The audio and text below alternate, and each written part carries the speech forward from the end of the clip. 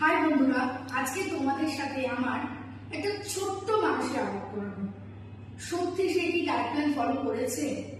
এটা আমাকে অনেকেই প্রশ্ন করেছিল যখন ফেসবুকে আমি ওর ছবি দিয়েছিলাম। তো চলো আজকে তোমাদের সাথে আমি আলাপ করবো।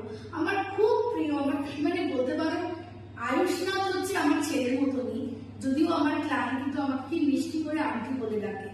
তো আয়ুষ্নাথ আজকে তোমাদের ওর 1 মাসের ডায়েটের এক্সপিরিয়েন্স শেয়ার করবে। বলো আয়ুষ, তোমার গল্প শুনছো, সবাই শুনুক তোমার গল্প। আমার নাম আয়ুষ্না। আমি ঠিক 1 মাস আগে আন্টির কাছে এসেছিলাম। তো তখন আমি খুবই মোটা ছিলাম। তো আন্টি আমাকে বললো তুমি এগিয়ে খাবে। তো আমি তারপর বাড়ি যাওয়ার পরে মা আমাকে যেদিন থেকে শুরু করলো তারপর থেকে আমি এত খাবার দেখে আমি খুবই অবাক হয়ে গেলাম। তুই মাঝে মাঝে বলতিস যে আমি খেতে পাচ্ছি না আন্টি। বলো যে তুমি যে 1 মাস করছো বা তোমার বন্ধু বান্ধবরা বা কি বলছে তোমাকে নিয়ে?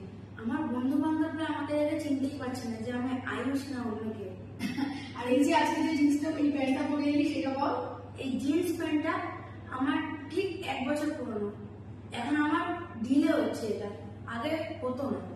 এবং আমি সত্যি মানে থ্যাংক ইউ জানাবো আয়ুষের মা বাবাকে, কারণ সত্যি কথা বলতে আমাকে ভরসা করেছে।